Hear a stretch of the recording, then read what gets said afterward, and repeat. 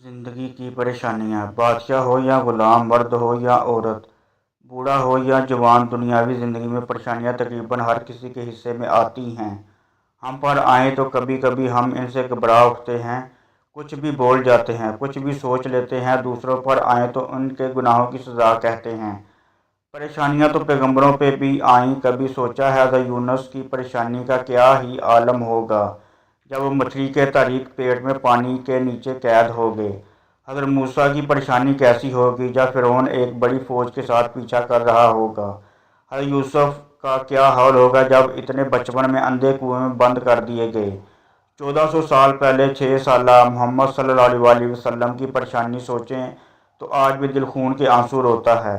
پیاری والدہ دوران سفر آنکھوں کے سامنے وفات پا جاتی ہیں، سامنے دفن ہوتی ہیں، اور بار بار قبر سے لپٹا بچہ تنہا ایک خاتمہ کے ساتھ، غم سے بھرا دل اور ایک لمبا سفر۔ پریشانی یاد کرنی ہے تو وہ کریں جب کفار نے مذموم ارادوں کے ساتھ آپ صلی اللہ علیہ وسلم کے گھر کے گرد گھیرا ڈال لیا تھا۔ وہ پریشانی سوچیں جب سب چھوڑ چھاڑ کر ہجرت کی صحبتیں اٹھائی تھیں۔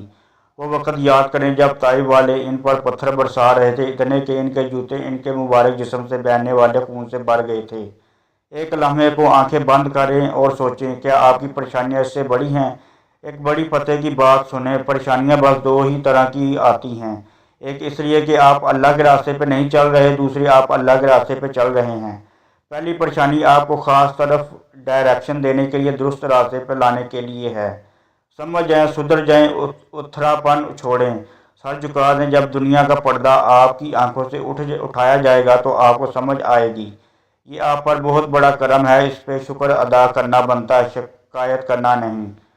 دوسری پریشانی محض آزمائش ہے، کسی خاص حالات سے گزار کر آپ کو بہتر مقام پر پہنچانے کے لیے ہے، آپ کو اگلے درجے پہ لے جانے کے لیے۔ اس بڑے دربار میں آپ کی ترقی کے لیے سر تسلیم خم کر دیں، نواز دیے جائیں گے۔ اللہ تعالیٰ ہماری پریشانیوں میں ہمیشہ ہمارا مددگار ہو اور ہمیں سرخرو فرمائے، آمین۔